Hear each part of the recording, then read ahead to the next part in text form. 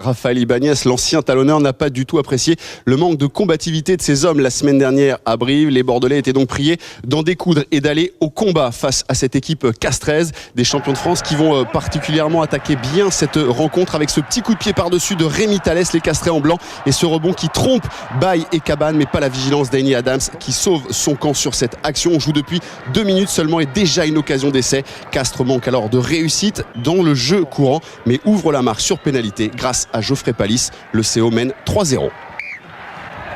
Bordeaux, de son côté, tarde à entrer dans le match, mais les castrés en défense commettent beaucoup trop de fautes, surtout dans les rugs, dans cette zone de combat où justement les Bordelais vont réussir petit à petit à revenir. Monsieur Berdos ici siffle une pénalité. Pierre Bernard à 50 mètres ne tremble pas et réussit à passer cette pénalité. L'ancien castré doublera même la mise quelques minutes plus tard et Bordeaux alors prend l'avantage 6-3. Mise en confiance peut-être, Aveillé bien se lance à l'attaque. Il attaque ici justement la ligne. Relais avec Delboulbès qui allonge sa passe, mais Max Evans, l'ailier castré, se saisit de ce ballon, il prolonge au pied, duel de buteur, duel d'ailier, duel de coureur, duel de rapide, et c'est finalement Blair Connor avec un petit peu de réussite ici qui sauve son camp. Castres encore malheureux revient tout de même à 6-6 puis à 9 partout, mais Bordeaux s'impose enfin dans le combat et obtient une mêlée ô combien importante ici sur cette mêlée castraise, une pénalité sifflée contre Yannick Forestier. Monsieur Berdos a pris ses responsabilités, la mêlée béglaise domine enfin les débats, un bel effort récompensé par Pierre Bernard qui permettent aux joueurs bordelais de mener 12-9 à la mi-temps.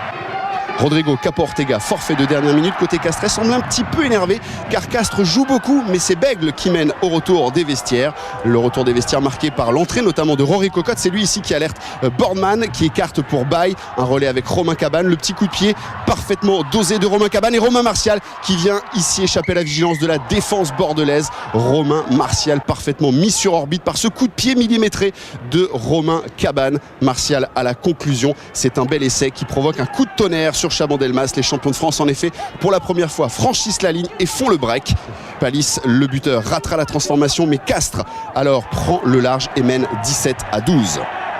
Vexé mais surmotivé, Bordeaux pourtant continue d'y croire et dans le sillage des remplaçants qui ont tous fait une très bonne entrée sonnent enfin la révolte dans cette fin de match. Sur ce ballon porté, les avants bordelais vont avancer sur plus de 20 mètres face à Castres, l'une des références dans le secteur du combat et de la conquête.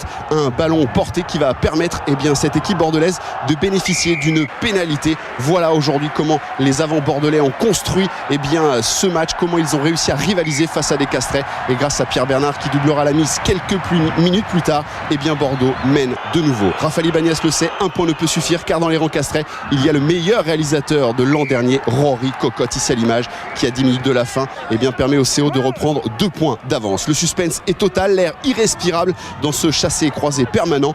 Bordeaux qui ne peut accepter la défaite jette alors ses dernières forces dans la bataille et Pierre Bernard sans trembler ici passe ce drop, celui peut-être de la victoire. C'est en tout cas ce que croient et ce que veulent croire les supporters car il reste moins de 5 minutes à jouer, 5 minutes suffisantes pour laisser à Castres le soin de se procurer une dernière occasion. Kirkpatrick ici qui retrouve intérieur Anthony Classen, le troisième ligne lève les yeux pour Rory Cocotte qui n'a plus qu'à s'offrir une longue ligne droite pour aller peut-être marquer l'essai de la victoire, à moins qu'ici Taliboula ne revienne de pratiquement nulle part.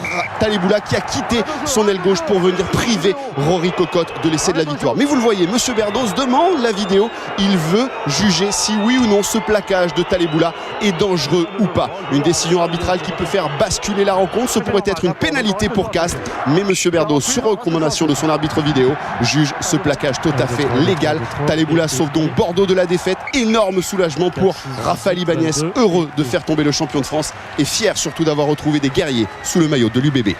C'est vrai que cette fin de match a apporté beaucoup d'émotions puisqu'on aurait pu mieux le contrôler et il a fallu beaucoup d'abnégation de la part des joueurs, bravo à eux parce que c'était loin d'être évident aujourd'hui, beaucoup d'imprécisions dans l'entrejeu, beaucoup de fautes et puis quand même la réussite au bout avec un super Pierre Bernard.